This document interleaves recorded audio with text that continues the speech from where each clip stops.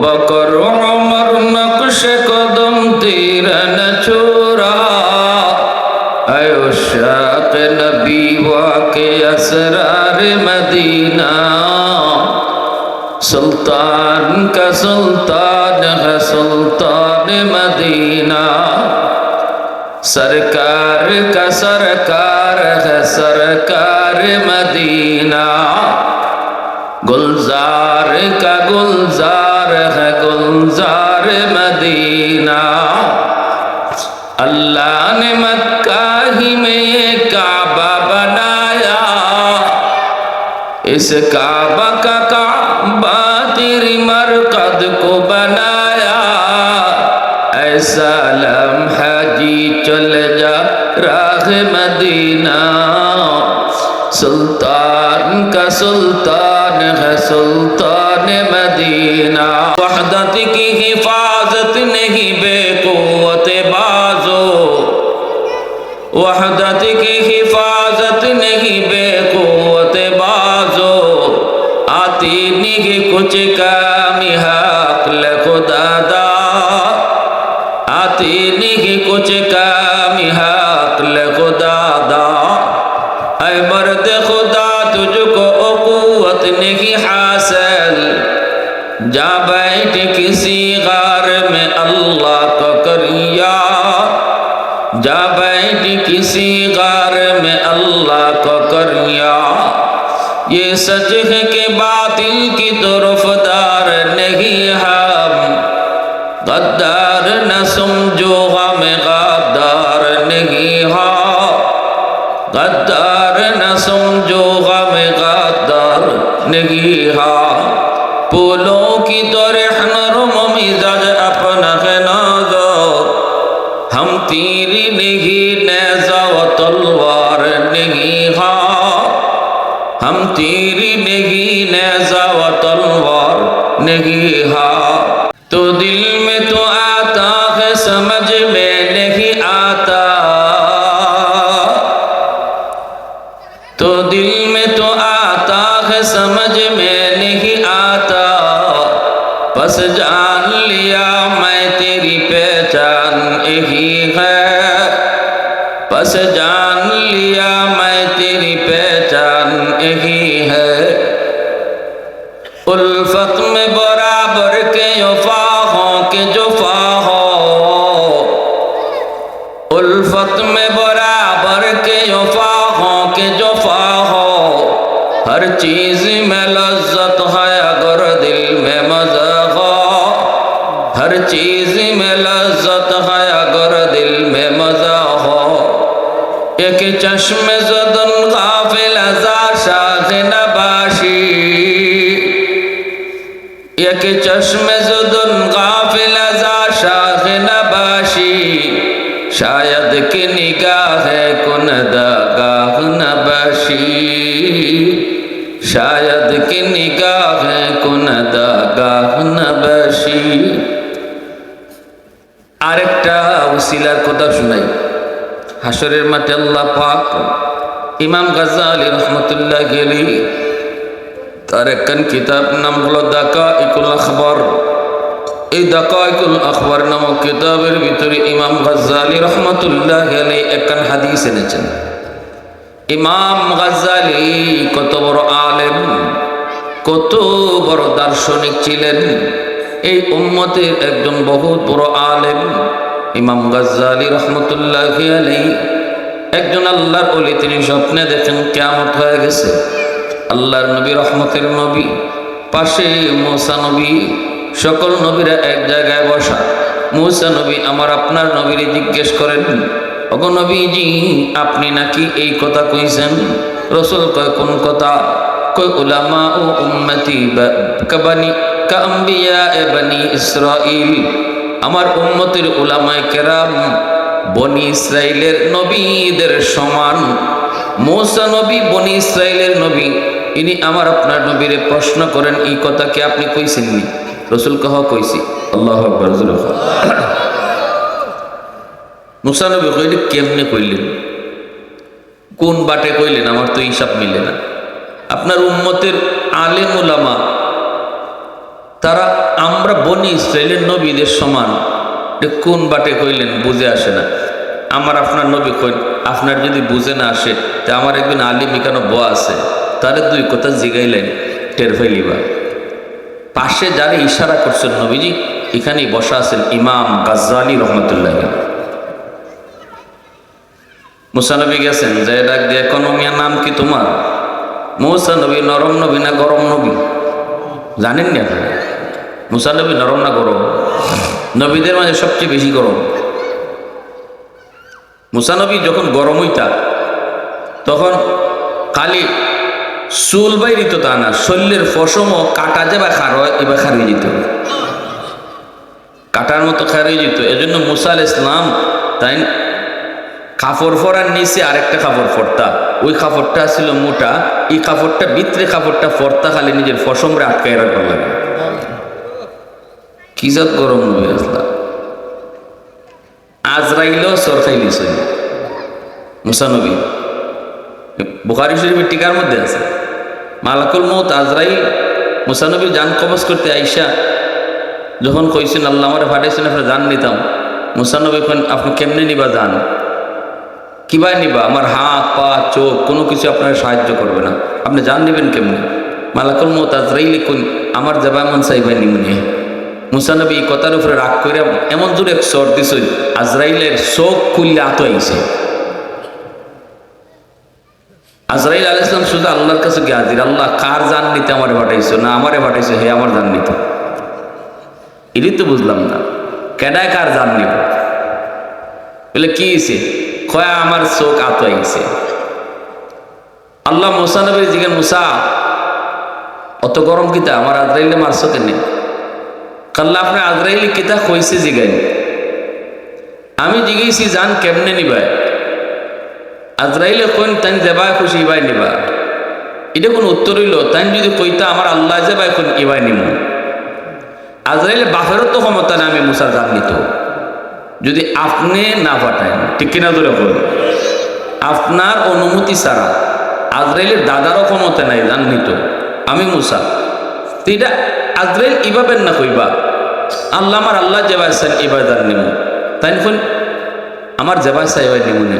আমার বসে উঠিয়েছি মারে বসে একটা তা আল্লাহ এখন আজরাইল আমার মুসায় তো কথা ঠিকই কইছে, তুমি তো কথা ফেস লাগাইলেছ। মালাকুল মউত আজরাইল এখন বুঝছি দোষ আমারই, তবে আমি এই কাম আর করতাম না। এই কাম আর এই জান কবজের কাম আমারে না দিয়ে আপনি অন্য কোনো ফেরেশতারে দিন, কারণ এটা অত্যন্ত রিস্কি কাম। আজকে আমারে মুসায় থাপ্পড় দিছে, আর একদিন কাটায় আমার দল লাগাই আটকাই নিব। আর ওই সময় মালাকুল মউত আজরাইল জান কবজ করতে যাইতা মানুষের সুরত দইরা। এখন যে আইন কেমনে জাইন কেমনে আমরা কেউ দেখি না, কিন্তু একটা সময় আজরাইল তিনি আইতা সুরত দইরা।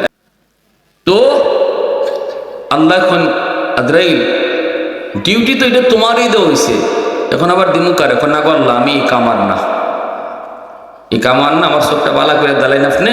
এরপরে আপনি যারে মন চায় তারে দিয়ে জান কবজের কাম করান, আর আমার আপনি অন্য কোনো ডিউটি দিন। আল্লাহ এখন না এটা তোমারই করণ লাগবে। মালাকুল মউত আজরাইল এখন আল্লাহ এরপরে জান কবজ করলাম তো করলাম, এরপরে যা গাইল আছে সব আমার উপরে যায়। আজরাইলের আর কোনো কাম নেই, খাইয়া দেয় কোনো কাম নেই, আমার আব্বারে নিয়ে গেছে। আজরাইল একটা ব্যাপার, আজরাইলের কোনো বাট নাই। ইটা কথা অনেক মানুষে আমার কয় আল্লাহ এত গাইল হুন তো আমি রাজি না, আর কোনো খাম নাই নি, আমার অন্য কোনো খাম দিন। আল্লাহ এখন এটা তোমারই, তবে শোনো এখন থেকে আর তুমি এমনভাবে যাইবাই তোমার কেউ দেখতো না, সইতেও পারতো না, কেমনে ঢুকবাই এটাও দেখতো না, কেমনে বাইরে ভাই এটাও দেখতো না। বুলেট প্রুফ গাড়িতে গুলি ঢুকবে না, কিন্তু তুমি আজরাইল ঢুকতে পারবে। আল্লাহু আকবার জোরে বলে, ঠিক না নি?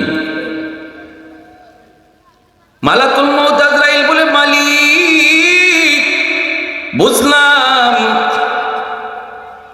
তুমি আমাকে এমন ভাবে পাঠাইবা কেউ দেখবে না, কেউ শুনবে না, কেউ দেখবে না, কেউ আটকাইবার কোনো সুযোগও থাকবে না।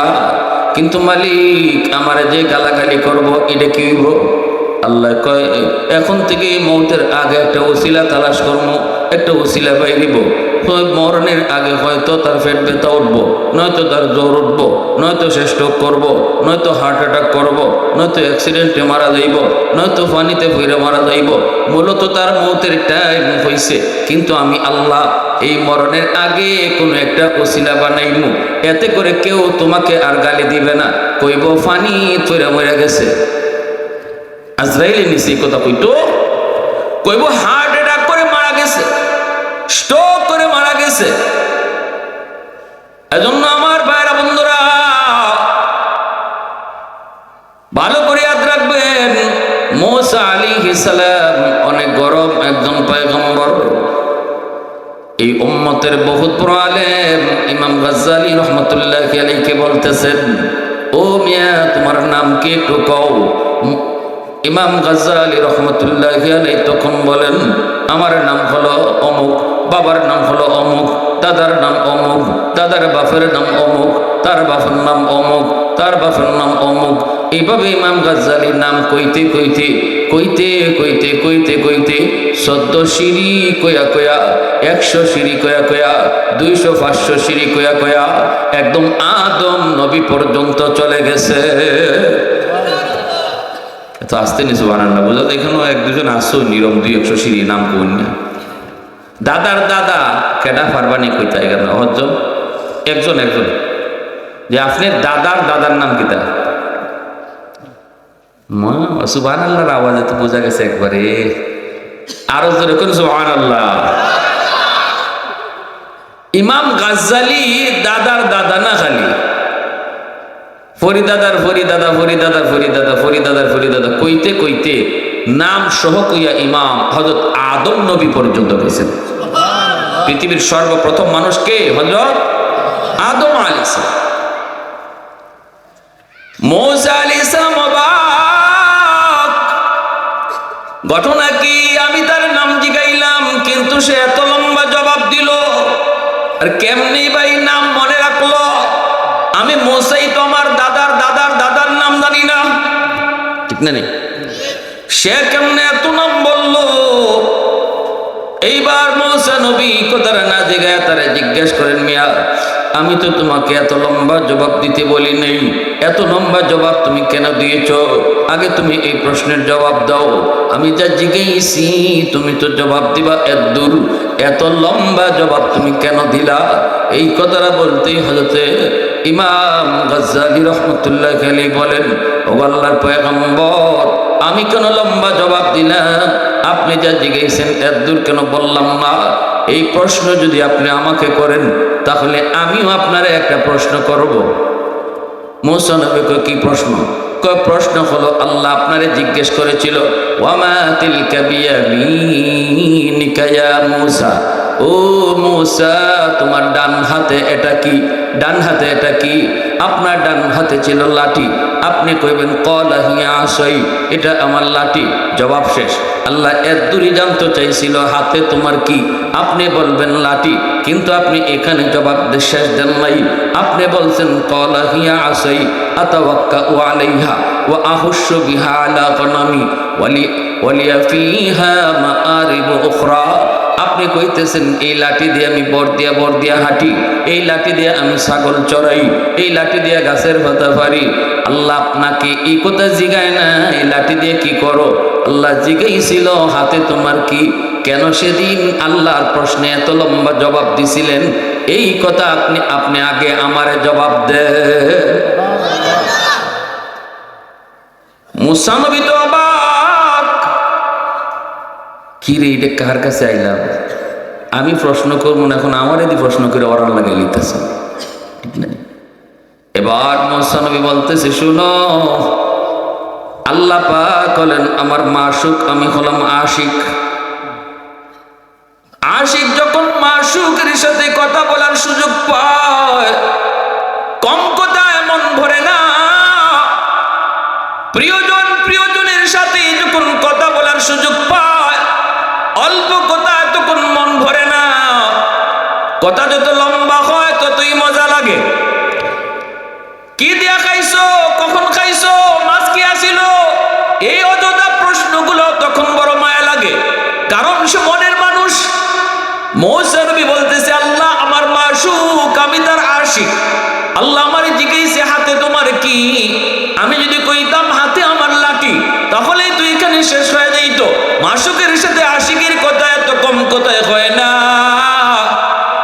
যত লম্বা হয় ততই মজা লাগে। এজন্য আমি এই সুযোগটারে সুবর্ণ সুযোগ মনে করে লম্বা কথা কইছি। এই কথা বলা মাত্রই ইমাম গাজ্জালী বলেন, ও আল্লাহর পয়গম্বর, কোরআনের ভিতরে শুধু আপনার নাম শুনেছি, মূসা কালিমুল্লাহ, এমন এক পয়গম্বর বনি ইসরাইলের, যিনি অনেক বড় একজন নবী, যিনি অনেক একজন রাগী, যেই মূসা নবী জমিনে বৈশা 4000 বার আল্লাহর সাথে কথা বলছেন। এত বড় পয়গম্বরের নাম শুধু শুনেছি, কোনোদিন দেখি নাই। কথা তো বলা দূরের কথা, আজকে তারে দেখলাম, কথা বলারও সুযোগ পাইলাম। এজন্য এই সুযোগটারও আমি সুবর্ণ সুযোগ মনে করে কম কথায় জবাব না দিয়া লম্বা জবাব দিয়েছি। আল্লাহ। ইমাম গাজ্জালী রাহমাতুল্লাহি আলাইহি কিতাবের ভিতরে লিখেন, দাকাইকুল আখবার নামক কিতাব, হাসরের ময়দানে আল্লাহ পাক এমনই আরেকজন মানুষকে মাফ করতে চাইবেন, কিন্তু আল্লাহ কোনো ওসিলা পান না। আল্লাহ নিজেই তখন তার বান্দারে ডাক দেয়া বলবি। মুসা নবী বলেন, হাসরের মাঠে আল্লাহ, রাসূলের হাদিস, ইমাম গাজ্জালী রহমতুল্লাহি আলাইহি তার কিতাবে আনছে, আল্লাহ একজন মানুষকে কইবল, বান্দা তোরে আমি মাফ করে দিতাম, কিন্তু একটা উসিলা বাইর কর। সে কোনো উসিলা পায় না। এবার আল্লাহ নিজে কইবা, বান্দা বল, দুনিয়াতে তুই কোনোদিন কোনো আলেমের মজলিসে বইসা ওয়াজ শুনছিলি নি? এতটুকু উসিলা যদি আমি পাই তোরে মাফ করে দিব। কইব, না গো মালিক, মনে পড়ে না। আল্লাহ আবার বলবেন, বান্দা বল, দুনিয়াতে এমন কোন দস্তরখানায় বসে তুই খানা খাইছনি যেখানে কোনো আলেম থাকতো? আল্লাহু আকবার। কইব, না গো মালিক, এমনও করি নাই, মনে পড়ে না। আল্লাহ আবার বলবেন, বান্দা বল, এমন কোন ঘরে তুমি থাকছো কিনা যেই ঘরে আগে কোনো আলেম থাকতো? কয়, না, মনে পড়ে না। এইবার আল্লাহ বলবেন, বান্দা বল, দুনিয়াতে তোর কোনো সন্তানের নাম কোনো আলেমের নামে নাম রাখছনি? এতটুকু উসিলা যদি পাই আমি আল্লাহ তোরে মাফ করে দিব।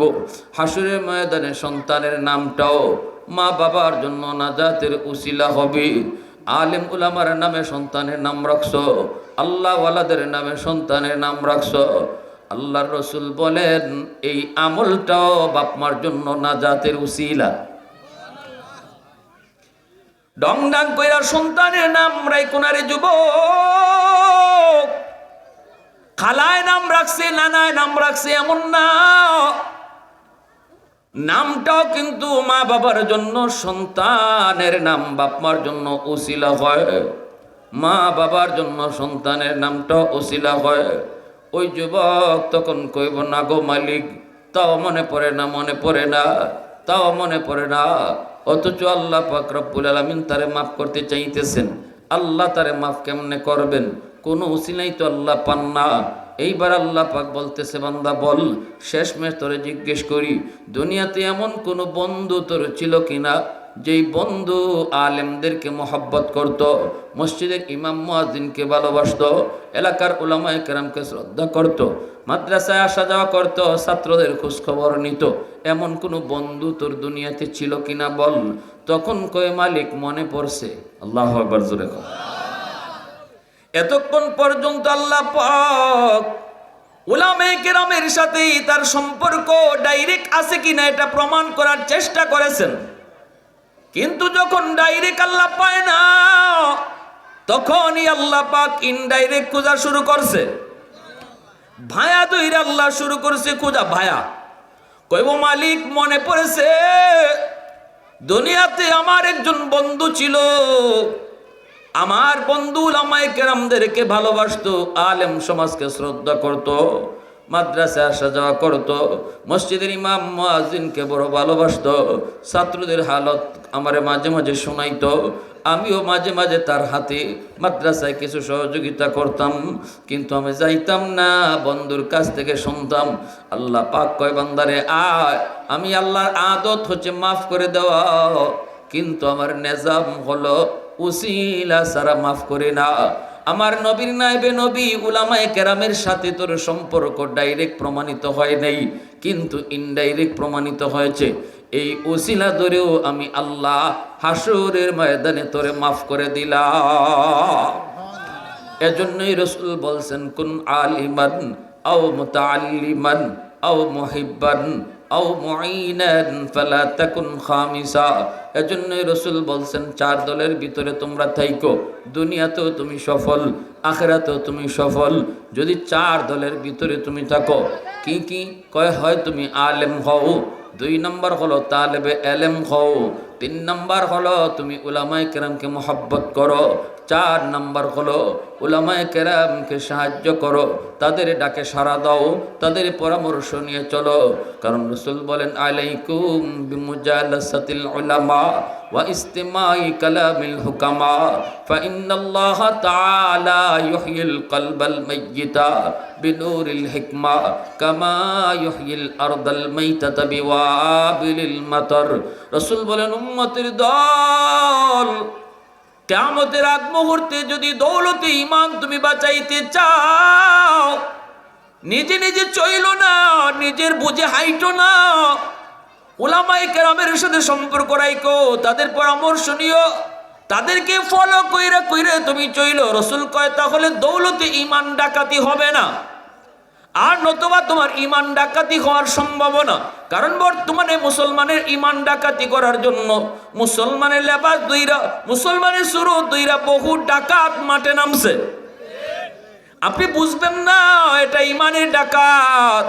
আপনি দেখবেন লম্বা পাগড়ি, আপনি দেখবেন লম্বা দাড়ি, কিন্তু আপনি জানেন না সে কত বড় ঈমানের ডাকাত, কত বড় ঈমানের ডাকাত। ইহুদিরা বহু বহু এরকম তাদের গুপ্তচর মুসলমানদের ভিতরে পাঠাইছে, আলেম সমাজের ভিতরে পাঠাইছে, আলেম বানাইছে, এরা পাঠাইছে আলেমদের ভিতরে। আমরা যদ্দূর কোরআন হাদিস নিয়ে গবেষণা করি, ইহুদি খ্রিস্টানরা এর চেয়ে আরো বেশি করে। এদের আলাদা মাদ্রাসা আছে। আল্লামা তকি উসমানী দামাত বারকাতুহুম, ইনি বলেন, আমাকে ইংল্যান্ডে এমন এক জায়গা দেখানো হয়েছে যেখানে যাওয়ার পরে দেখি সব বড় বড় ফাগরি আর বড় বড় জুব্বা, কোরআন আর হাদিস নিয়ে গবেষণা। তারপরে আমার এতটুকু জিজ্ঞেসে খালি, হজরত এগুলা দেখে আপনার কি মনে হয়?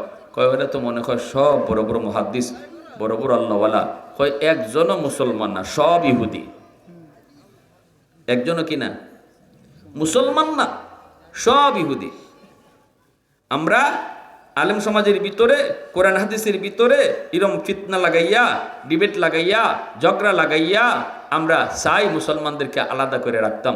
এজন্য কোরআন এরারে বুঝাইতেছি, হাদিস বুঝাইতেছি, এরারে একভাবে বুঝাই, এরাগে এইভাবেই গিয়ে কয়, কইলে পরে সমাজে লাগে যায় গন্ডগোল। এমন আসেনি না নাই? হ্যাঁ, নামাজ ইবায় না হিবায় ফরন লাগে, জানা যায় ইবায় না হিবায় ফরন লাগে, ইজাত কথা আমাদের সমাজে আসেনি না নাই?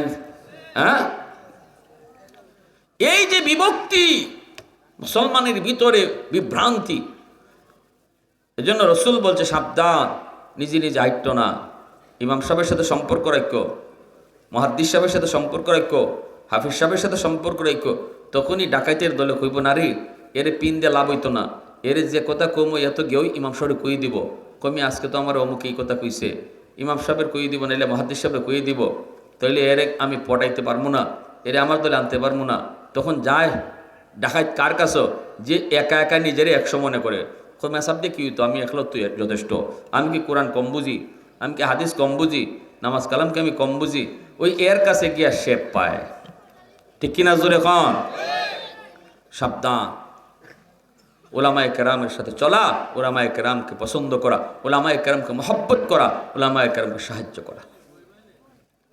যুবক, আল্লাহ পাক রব্বুল আলামিন ওই যুবককে বলবে, যুবক, আজ আমি আল্লাহ তোরে এই ছোট উসিলা ধরে মাফ করে দিলাম, অতএব দুনিয়াতে তুমি কারে বন্ধু বানাও, কার সাথে তুমি সময় কাটাও, এটাও তোমার খেয়াল রাখা দরকার। বন্ধু যারে বানাও সেও কিন্তু তোমার হাসরের ময়দানে নাজাতের উসিলা হবে। বন্ধু যদি ভালো হয়, সময় যার সাথে কাটাও, সে যদি নামাজি হয়, সে যদি আল্লাহওয়ালা হয়, সে যদি উলামায়ে কেরামের সাথে সম্পর্ক দেয়, সে যদি মাদ্রাসায় আসা যাওয়া করে, মসজিদে আসা যাওয়া করে, ইমাম মুয়াজ্জিনকে মহব্বত করে, এমন একজন মানুষ, এমন একজন ছেলেকে যদি তুমি বন্ধু বানাও, তাহলে আল্লাহ পাক হাসরের ময়দানে এই বন্ধুত্বের উসিলায় তোমাকে আমাকে মাফ করে দেয়। আর যদি তুমি বেনামাজিকে তুমি বন্ধু বানাও, তুমি যত বড় নামাজি হও, বেনামাজি বন্ধু তোমারে কিন্তু জাহান্নামে লয়ে যাইব। হাসরের ময়দানে কইব, আল্লাহ আমারে তুমি একা জাহান্নামে দিও না। দুনিয়াতে আমার সাথে যে চলতো, হে তো আমার একদিনও নামাজের কথা কয় নাই, আমার মতো তারে নামাজি বানাই নাই। আল্লাহ তারে আমার কাছে আনো, তারে আমার কাছে আনো। এই বন্ধু তুমি কারে বানাইবা, এটাও কিন্তু বহুত বড় একটা বিষয় হাসরের ময়দানে আল্লাহর কাছে মাপ পাওয়ার জন্য। ঠিক কিনা ভাই? হযরত ওমর ফারুক রাদিয়াল্লাহু তাআলা আনহু, হযরত ওসমান গনি, হযরত আবু বকর সিদ্দিক নবীজির সাথে থাকার কারণেই তো তারা দামি হয়েছেন। সঙ্গগুণে লোহা জ্বলে বসে। আমার আমল ভালো না, কিন্তু ভালো লোকের সাথে চললে আল্লাহর রহমতে আমল ভালো হয়ে যায়। আর আমি যত ভালোই ওই খারাপের সাথে চললে এই খারাপের আসরে আমার উপরে পড়ে। বেনামাজির সাথে কিছুদিন চললে দেখবেন একদিন আপনারও নামাজ কাজা হয়ে গেছে গিয়া। সহবতে সালেহ তোরা সালেহ কোন, সহবতে তালেহ তোরা তালেহ কোন।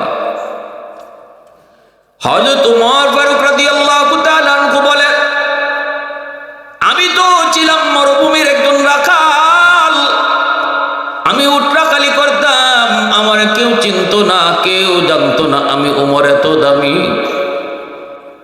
কেউ আমার চিনতো না, আমি এত দামও ছিল না, কেউ আমার মানতো না। আমি তো একটা উট রাখাল ছিলাম মাত্র। এমনকি উট রাখালি করতে যায় কখনো কখনো রৌদ্রের তাপ থেকে বাঁচার জন্য উটের ছায়ার নিচে যখন যায় দাঁড়াইতাম, উটে আমার মাথার মধ্যে লেদাই দিত। আমি তো সেই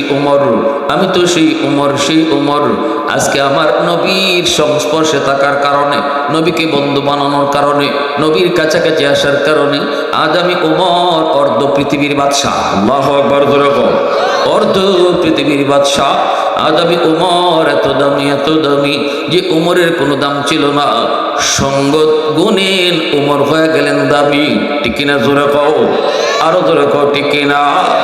আবু বকর সিদ্দিক হয়ে গেলেন দামি, আবু বকর সিদ্দিক হয়ে গেলেন দামি, আবু বকর সিদ্দিক হয়ে গেলেন দামি। কেমন দামি হলেন? নবীজি বলতেছেন, জানোনি জান্নাত আমি দেখে এসেছি মেরাজের রজনীতে আমি জান্নাত দেখে এসেছি। একটা ঘর আমি পাইছি, এই ঘরটাতে আমি ঢুকতে চাইলাম, কিন্তু জিব্রাইল কয় নবী গো ঢুকেন না। আরেকটু সামনে গাইলাম, দেখি ঘরটা দেখতে এত সুন্দর। রসুল মেরাজ থেকে সফর করে আসার পরে সাহাবায়ে কেরামদেরকে নিয়ে মদিনার মসজিদে তিনি বসে বসে বয়ান করেন। আর রসুল বলেন, আমি যখন জান্নাত দেখতে গেলাম গো, তখন দেখি জান্নাতের 8টা দরজা, একজনের নাম দৌড়া ডাকতেছে। 8টা দরজাই তারে ডাকে তার ভিতর দিয়ে যাওয়ার জন্য। নবী বলে, সাহাবীরা জানোনি সে কে? সাহাবীরা কয়, নবী গো আমরা তো জানি না, আল্লাহ এবং আল্লাহর রসুল ভালো জানেন। রসুল বলেন, আমি তারে চিনি, তার বাপের নামও চিনি, আমি তারে চিনি, তার বাপেরও চিনি। সাহাবীরা বলেন, নবী গো কে? সব সাহাবায়ে কেরাম মনের ভিতরে আশা নিয়ে বসা, নবী হয়তো আমার কথাটা বলবেন।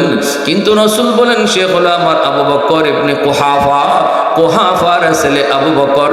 তাকে জান্নাতের 8টা দরজাই তারে ডাকবে। সুবহানাল্লাহ। রসুল বলেন, আমি আরেকটু আগাইলাম, সাদা দবদবে দামি পাথরের তৈরি একটা ঘর। ওই ঘরে আমি ঢুকতে চাইলাম, আমার একজন আটকায় দেয়, ফেরেশতা আটকায় কয়, নবী গো ঢুকেন না। রসুল কয়, দেখ বাহির থেকে ঘরটা যদি এত সুন্দর হয়, না জানি ভিতরে কত সুন্দর, একটু দেখতে দাও। তখনই ফেরেশতা বলতেছে, নবী গো এই ঘরটা হলো আপনার সাহাবীদের ভিতরে একজন যুবকের। রসুল বলে, সে কি তার নাম একটু কও। সাহাবীটা কি? রসুল যখন প্রশ্ন করেন, ফেরেশতা বলতেছি আপনার সেই যুবক সাহাবীর নাম হলো হযরত উমর ফারুক রাদিয়াল্লাহু আনহু। যেই উমরের কালেমা পড়ে মুসলমান হওয়ার দিন আকাশের ফেরেশতারা পর্যন্ত তাকবীর উঠাইছে। ওমর মুসলমান হয়েছে, ফেরেশতারা তাকবীরের আওয়াজ উঠাইছে। ওমর মুসলমান হইয়াই কইছে, নবী গো, আমাকে নিয়ে মাত্র 40 জন মুসলমান, আমি মুসলমান হওয়ার আগে আছিল 39 জন, আমি ওমরকে নিয়ে 40 জন। ওগো নবীজি, আজ থেকে কালেমার দাওয়াত গোপনে গোপনে নয়, আজ থেকে কালেমার দাওয়াত হবে ওপেন। আল্লাহু আকবার। নবী গো, আপনার কাছে জানতে চাই, নামাজ আপনার কোথায় পড়তে মন চায়? রসুল বলেন, নামাজ তো পড়তেছি গোপনে গোপনে, কিন্তু মন তো চায় আল্লাহর ঘরখানায় কাবায়, আল্লাহর ঘরখানায় কাবার ছায়ায় নামাজ পড়তে মন চায়। যেই মাত্র এই কথাটা বলছেন হযরত ওমর বলতেছে, নবী গো, তাহলে আজ থেকে আর নামাজ গোপনে গোপনে নয়, ঘরে ঘরে নামাজ নয়, আজকে থেকে নামাজ হবে প্রকাশ্যে আল্লাহর ঘরখানা কাবার ছায়ায়। কারণ আজকে উমর কালেমা পড়ে মুসলমান হয়েছে। আল্লাহর ঘর বাইতুল্লাহর সামনে চলে এসেছেন সাহাবায়ে কেরাম নামাজ পড়ার লাগি। মক্কার কাফিররা চেয়ে দেখতেছে, কইরি এটা কি? কেউ সাহস করে যায় না সামনে উমর। আল্লাহু আকবার। জোরে সাহস করে কেউ যায় না। সবাই জানে উমরের সামনে গেলে হয় এতিম, হয় সন্তানকে এতিম বানানি লাগবো, নাইলে মারে সন্তান হারা বানাইতে হইব। হয়তো তোমার আওয়াজ দিয়ে কইছে, আসুন এমন কেউ মক্কার বীর বাহাদুর যে তার সন্তানকে এতিম বানাতে চাও, মাকে সন্তান হারা বানাতে চাও, নিজের স্ত্রীকে বিধবা বানাতে চাও, আসো কেউ এমন? আসো, আমি উমরের সামনে আসো।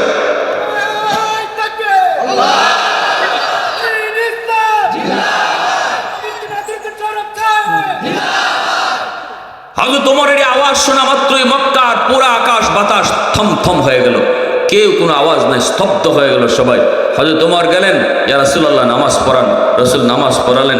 এরপরে আল্লাহ রাসূল বলতেছে, ওমর আসো, বুকটা মিলাই, আনতা ফারিকু বাইনাল হক ওয়াল বাতিল, আপনি হক বাতিলের তফাৎকারী। রাসূল যখন বুকে বুক মিলান, হযরত ওমর বলে, নবী গো, আরেকটু কাম বাকি রইছে। জোরে কোন সুবহানাল্লাহ। আল্লাহ রাসূল বলেন, ওমর এমন কোন কাম বাকি একটু কও। হযরত ওমর বলে, নবী গো, কামটা হলো আজ মক্কার রাজপথে কালেমার মিছিল হবে। শুধু নামাজ নয়, মক্কার রাজপথে কালেমার মিছিল।